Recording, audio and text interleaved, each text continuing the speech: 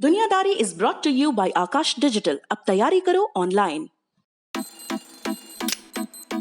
हर room को classroom बनाते हैं, टेस्ट सेंटर को उठा के घर ले आते हैं। जब बेवक्त डाउट्स नींद चुराते हैं तो उसके सारे नुस्खे हमको आते हैं। क्योंकि पढ़ने वाले बंदे कैसे भी पढ़ते हैं, अरे पढ़ने वाले बंदे कैसे भी पढ़ते हैं, पढ़ने वाले बंदे ऐसे ही पढ़ते हैं।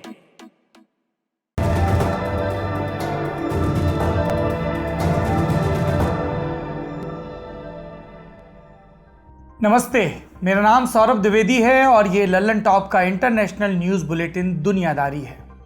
11 अगस्त की देर रात अमेरिका से एक खबर आई। इस खबर के चलते नवंबर 2020 के अमेरिकी राष्ट्रपति चुनाव में भारतीयों की दिलचस्पी अचानक कुछ ज़्यादा बढ़ गई। इसकी वजह कमला हैरिस, ट्रंप से चुनाव लड़ रहे डेमोक्रेटिक पार्टी के उम्मीदवार जो बाइडेन ने कमला को रनिंग मेट चुना है। रनिंग मेट माने चुनावी हमसफर। अगर बाइडेन चुनाव जीतते हैं तो कमला हैरिस उपराष्ट्रपति बनेंगी। कौन है कमला हैरिस, उनके नॉमिनेशन का मतलब क्या है, भारत के लोगों की उनमें अतिरिक्त दिलचस्पी क्यों है, आज के एपिसोड में विस्तार से यही सब बताएंगे। अमेरिका में पैदा हुई कमला हैरिस की ये कहानी शुरू करेंगे चेन्नई से। अंग्रेज़ों के ज़माने की बात है, तब चेन्नई कहलाता था मद्रास।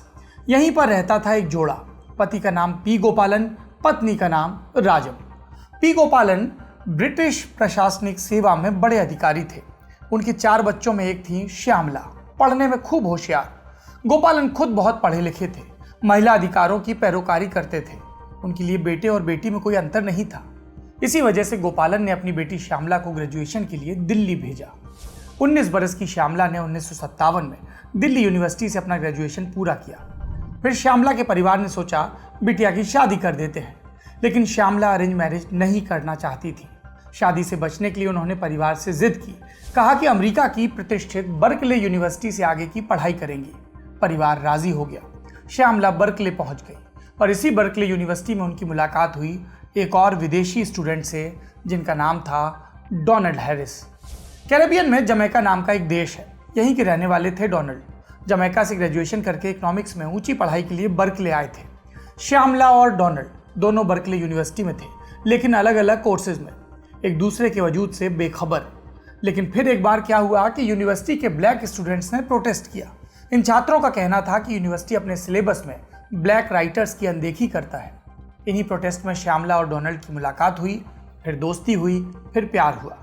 दोनों ने यूनिवर्सिटी में रहते हुए शादी का फैसला किया। ये शादी श्यामला के खानदान की पहली लव मैरिज थी। हमारे हिंदुस्तान में कैसा जलजला आता है ना, पहली लव मैरिज ऐसे दूर से दिखाते हो, अरे वो जा रहे हो फलाना, उसने लव मैरिज की थी। और कहीं वो जाति के बाहर हो, धर्म के बाहर हो, तब तो लोगों का सिलेबस अगली कुछ पीढ़ियों के लिए तय हो जाता है। पर कैंपस वाली लव स्टोरी का अलग ही लुत्फ है। आगे बढ़ता हूँ, बहक गया कुछ। 1964 में 26 साल की श्यामला ने एक तरफ अपनी PhD पूरी की, दूसरी तरफ हुई उनकी पहली औलाद। इस बच्ची का नाम रखा गया कोमाला देवी हैरिस उर्फ कमला हैरिस। कमला जब 7 साल की थी तब उनके माता पिता में तलाक हो गया। तलाक की वजह थी अलग अलग पेशेवर जिंदगी। श्यामला जहां कैंसर रिसर्चर थी, वहीं डोनाल्ड थे प्रोफेसर। दोनों के शहर अलग अलग हो गए तो उन्होंने डिवोर्स लेने का फैसला किया। कोर्ट केस में श्यामला को अपनी दोनों बेटियों कमला और माया की कस्टडी मिल गई। आप कहेंगे सीधे कमला हैरिस पर ही आ जाते, उनके माता पिता की कहानी क्यों सुनाई? इसलिए सुनाई क्योंकि कमला हैरिस की कहानी उनके बैकग्राउंड के बिना अधूरी है। आप सोचिए, अमेरिका में एक घर है, उसमें एक immigrant black scientist single mother अपनी 2 बेटियों के साथ रहती है। वो अपनी बेटियों को खाली समय में अपनी साइंस लैब भी ले जाती है। उन्हें भारतीय परंपराओं, वहाँ के त्यौहार, वहाँ के खान पान से भी जोड़े रखती है। उन्हें ब्लैक राइट्स और समलैंगिक अधिकारों के लिए निकली रैलियों में भी ले जाती है। आप सोचिए कि उन दोनों बच्चियों के दुनिया समझने का दायरा कितना बड़ा होगा।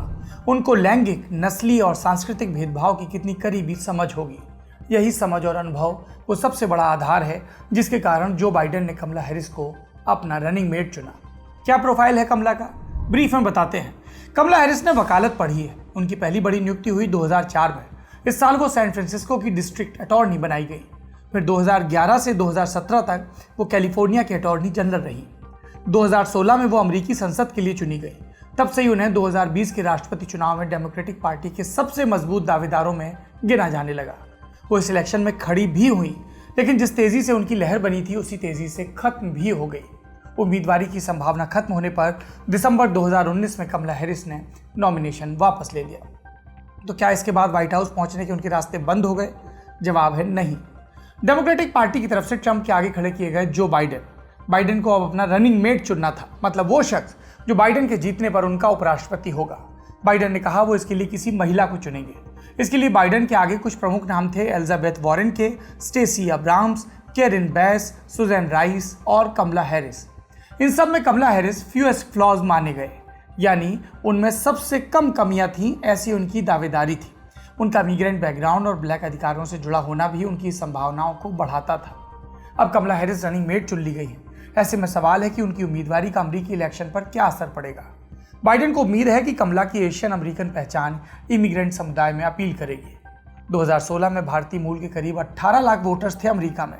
2016 के चुनाव में समझिए कि जहां 10 भारतीयों ने डेमोक्रेटिक पार्टी को वोट दिया, वहीं 6 ने रिपब्लिकन को चुना। कमला भारतीय मूल की पहली महिला है जिन्हें इतने बड़े ओहदे के लिए नामांकित किया गया। ऐसे में डेमोक्रेटिक पार्टी को उम्मीद है कि भारतीय मूल के ज्यादा वोटर्स उनकी तरफ झुकेंगे। एक और प्लस पॉइंट है कमला का, ब्लैक मूवमेंट से उनका जुड़ाव। मई 2020 में मिनेसोटा में एक पुलिस अधिकारी ने ब्लैक समुदाय के जॉर्ज फ्लॉयड की हत्या कर दी थी। हमने दुनियादारी में आपको विस्तार से इस केस के बारे में बताया था। डिस्क्रिप्शन में लिंक देख लीजिएगा, फिर से देखना हो अगर तो। इस घटना के बाद से मिनेसोटा की ब्लैक अधिकारों का मुद्दा देश में गरमाया हुआ है। ट्रंप गोरी चमड़ी को श्रेष्ठ बताने वालों के हिमायती रहे हैं। ऐसे में ब्लैक कम्युनिटी के बीच रिपब्लिकन्स के लिए नाराजगी है। ट्रंप बनाम बाइडेन के मुकाबले में ब्लैक कम्युनिटी की तरफ से बाइडेन को ज़्यादा सपोर्ट मिला है। अब बाइडेन के साथ कमला भी रेस में आ गई हैं। ऐसे में ब्लैक तबके में डेमोक्रेटिक पार्टी के लिए सपोर्ट और बढ़ सकता है। ये थी दो खूबियाँ। तीसरी खूबी ये कि वो तेज तर्रार और समा बांधने वाली वक्ता हैं, वंडरफुल ओरेटर, बराक ओबामा की तरह। वकालत के अपने अनुभव के कारण वो मंच पर जगह करने में भी अच्छी हैं। नॉमिनेशन प्रक्रिया के दौरान उनकी इस वाकपटुता का स्वाद बाइडेन भी चख चुके हैं। अमेरिका में उम्मीदवारों के बीच सार्वजनिक बहस का रिवाज है। ऐसी डिबेट्स में उम्मीदवार जरूरी मुद्दों पर अपनी राय बताते हैं, पॉलिसी से जुड़े सवालों पर अपने साथी उम्मीदवार को घेरते हैं। ऐसी एक बहस में कमला और बाइडेन के बीच ब्लैक मुद्दों की बात उठी। कमला ने बाइडेन की करीब करीब बोलती बंद कर दी। खुद बाइडेन की पत्नी उस बहस को पेट में मारा गया जोर का घूंसा बता चुकी हैं। समर्थकों का कहना है कि कमला अपनी डिबेटिंग क्षमता के कारण ट्रंप की बुलिंग स्टाइल वाले चुनावी कैंपेन को कड़ी टक्कर दे सकती हैं। ये तो खूबियां हो गई, पर क्या कमला हैरिस में सिर्फ खूबियां ही हैं या कोई कमजोरी भी है? कमजोरी भी है। उनसे जुड़े कई विवाद हैं। सबसे बड़ा सवाल उनकी ब्लैक आइडेंटिटी पर है। माँ भारतीय, पिता जमैकन। ऐसे में रिपब्लिकन पार्टी कहती है कि कमला खुद को अफ्रीकी अमरीकी समुदाय का प्रतिनिधि कैसे बता सकती हैं। एक आपत्ति उनके पिता से भी जुड़ी है। डोनाल्ड हैरिस की नानी आयरलैंड से जमैका आकर बसे हैमिल्टन ब्राउन के खानदान की थी। हैमिल्टन ब्राउन के पास गन्ने के बड़े खेत थे। यहाँ वो गुलामों से काम करवाया करते थे। आलोचकों का कहना है कि ऐसे परिवार से होकर कमला ब्लैक अधिकारों की झंडा बरदार कैसे बन सकती हैं। कुछ विवाद बतौर प्रोसिक्यूटर भी कमला के करियर से जुड़े हैं। कैलिफोर्निया के अटॉर्नी जनरल रहते हुए उनके आगे कई ऐसे केस आए जिनमें पुलिस वालों ने किसी आम नागरिक को गोली मारी थी। इनमें से इक्का दुक्का ही केस ऐसे थे जब कमला ने आरोपी पुलिस अफसरों पर मुकदमा चलवाया हो। उनकी आलोचना का एक कारण केविन कूपर नाम का शख्स का केस भी है। केविन कूपर एक ब्लैक हैं। उन्हें एक मर्डर केस में फांसी की सजा सुनाई गई, लेकिन कई लोगों का मानना है कि केविन निर्दोष हैं और फंसाया गया है। मांग उठी कि इस केस में एडवांस डीएनए टेस्ट करवाया जाए, लेकिन अटॉर्नी जनरल रहते हुए कमला ने अपीलों को खारिज कर दिया। अमेरिका में इन दिनों पुलिसिया हिंसा और ब्लैक लोगों से पक्षपात का मामला भड़का है। ऐसे में कमला का यह रिकॉर्ड टॉकिंग पॉइंट बना है। आलोचक कह रहे हैं कि पावर में रहते हुए कमला ने ब्लैक राइट्स पर कुछ खास काम नहीं किया। ऐसे में उनके उपराष्ट्रपति बनकर कुछ सार्थक कर पाने की उम्मीद कैसे लगाई जा सकती है। ये तो था कमला हैरिस का परिचय, खूबियां और खामियां, शॉर्ट में उनका अतीत। अब चलते हैं भविष्य की तरफ। अगर बाइडेन चुनाव जीतते हैं तो कमला अमेरिका की उपराष्ट्रपति होंगी। बाइडेन की उम्र है 78 साल। 4 साल का कार्यकाल पूरा करने के बाद वो हो जाएंगे 82 के। इतनी उम्र में वो शायद दूसरे कार्यकाल के लिए खड़े ना हो। अगर कमला ने बाइडेन की प्रेसिडेंसी को मजबूत बनाने में मदद की, अगर वो अपनी जिम्मेदारियां निभाने में कामयाब रही, तो मुमकिन है कि बाइडेन उन्हें अपनी विरासत सौंपें। ऐसा हुआ तो कमला हैरिस के अमेरिकी राष्ट्रपति बनने की उम्मीद बन जाएगी। सोचिए कितना ऐतिहासिक होगा, एक गहरी चमड़ी, विदेशी नस्ल, सेकेंड जनरेशन इमिग्रेंट महिला को अमेरिका के राष्ट्रपति के पद पर देखना। लेकिन फिलहाल ये सब दूर की कौड़ी है। अभी तो जो बाइडेन और कमला की जोड़ी को 3 नवंबर का चुनावी इम्तिहान देना है। यह था दुनियादारी का बड़ी खबर सेगमेंट। अब बढ़ते हैं सुर्खियों की तरफ। पहली सुर्खी साउथ सुडान से। यहाँ हथियारबंद नागरिकों और सैनिकों के बीच हिंसक झड़प हुई, जिसमें अब तक 81 लोगों के मारे जाने की पुष्टि हुई। मृतकों में 55 सैनिक हैं। साउथ सूडान में इस तरह के हिंसक संघर्ष आम है, कभी सिक्योरिटी फोर्सेस के साथ, कभी अलग अलग समुदायों के बीच। आए दिन होने वाली हिंसाओं का एक बड़ा कारण आसानी से मिलने वाले हथियार भी है। दूसरी सुर्खी जापान से है। 9 अगस्त को नागासाकी पर एटम बम गिराए जाने की 75वीं बरसी थी। इस मौके पर पीएम आबे ने एक भाषण दिया। इसका करीब 93% हिस्सा 6 अगस्त को हिरोशिमा हमले की 75वीं बरसी पर दिए उनके भाषण से मिलता था और इसे लेकर काफी हल्ला हुआ। लोग कह रहे हैं कि आबे हर बरस ऐसा करते हैं, पिछले भाषण में शहर का नाम और तारीख बदलकर पढ़ देते हैं। निंदकों का कहना है कि आबे के भावना शून्य होने का सबूत है। तीसरी सुर्खी है केन्या से। अच्छी खबर है, यहाँ एम्बोसेली नाम का एक नेशनल पार्क है। इसमें 140 हाथी पैदा हुए हैं। इसके पीछे कोरोना, लॉकडाउन, अच्छी बारिश और पर्यटकों की कम आमद को वजह माना जा रहा है। इतने सारे हाथियों की पैदाइश पर वहाँ काफ़ी खुशी है। लोग कह रहे हैं कोरोना लॉकडाउन से बर्बाद हुई इकॉनमी के बीच कुछ तो देश में अच्छा हुआ। ये थी सुर्खियाँ। अब बारी तारीख सेक्शन की। आज तारीख है 12 अगस्त और इसका इतिहास जुड़ा है 1.5 दशक लंबे एक खूनी गृह युद्ध से। ये किस्सा है लेबनान का। 1943 में फ्रांस से आज़ाद हुए लेबनान में धर्म की बड़ी लड़ाई थी। धर्म का बंटवारा देखें तो बड़े गुट थे यहाँ, ईसाई और मुसलमान। फ्रांस के प्रभाव में यहाँ ईसाई समुदाय को दशकों से बढ़त मिली थी। ईसाई समुदाय का आदमी राष्ट्रपति बन सकता था। इस वजह से देश के मुसलमानों में अपने सिस्टम के लिए नाराजगी थी। इसी असंतोष के बीच 1948 में लेबनान के पड़ोस में बन गया इजराइल। वहाँ से हजारों फिलिस्तीनी भगाए गए। इनमें से कई लेबनान आ गए। फिलिस्तीनी अधिकारों के लिए लेबनान में कई हिंसक संगठन खड़े हुए। ये संगठन इजराइल पर हमले करते, जवाब में इजराइल भी कार्रवाई करता।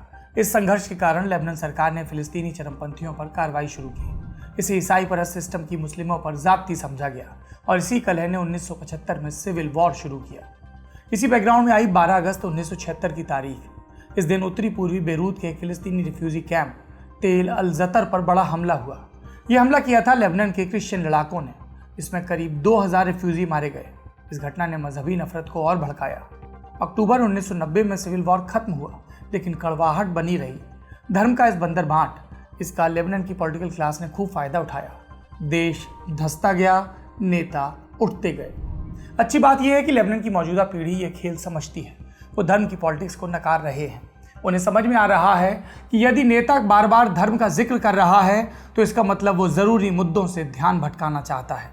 अक्टूबर 2019 से आप जिस लेबनान प्रोटेस्ट की खबरें सुन रहे हैं उसके पीछे ये जागरूकता भी जिम्मेदार है। यह था आज की दुनियादारी का एपिसोड। आखिरी में अपने विश्व कविता सेगमेंट में आपको सुनवाते हैं चीन के कवि बेई दाओ की लिखी नज्म। उनकी इस कविता का अनुवाद किया है गीतकार गीत चतुर्वेदी ने। कविता सुनिए और हमें इजाज़त दीजिए। अपना और अपनों का ख्याल रखिए। आज जन्माष्टमी है, जैसा मैंने पहले भी कहा है ट्विटर पर, यहाँ भी कह रहा हूँ। मेरे सबसे फेवरेट पुरख है, उनसे हम बहुत कुछ सीख सकते हैं। आपने क्या सीखा ज़रूर बताइए। अपना और अपनों का ख्याल रखिए। शुक्रिया। शुभ रात्रि। हवा जंगल की सबसे गरीब रिश्तेदार है। अपनी छुट्टियां बिताने के लिए क्षितिज की ओर जाती है, एक नदी में नींबू फेंकते हुए जिसमें असंख्य घंटियां बह रही हैं। कैमरा प्रकाश का पीछा इस तरह करता है जैसे पियानो को ट्यून किया जा रहा हो। रति तृप्ति के बाद की वे संक्षिप्त मूर्छाएं शुद्ध स्वर हैं, रंग हैं। युद्ध और लेखन चलते ही रहते हैं। समय के घंटे इनके बीच ही बनाए जाते हैं। लोग अफवाहों की तरह इन पर बैठते हैं, शुरू हो जाने के इंतज़ार में। सिगरेट छोड़ना एक तरह से हाथ से उसकी एक अभ्यस्त भंगिमा छीन लेना है। ऐसा क्यों ना कहें कि मैंने शब्दों को अभी सुलगाया नहीं है। आपको सेहतमंद बनाने, हेल्थ की दुनिया के सब हाल बताने, आपको आपकी बॉडी के और करीब लाने, एक्सपर्ट्स के जरिए आपकी अवेयरनेस चमकाने। तंदुरुस्त रहना होगा नई लत। देखिए द ललन टॉप पर सेहत, सोमवार से शुक्रवार रोज 12 बजे।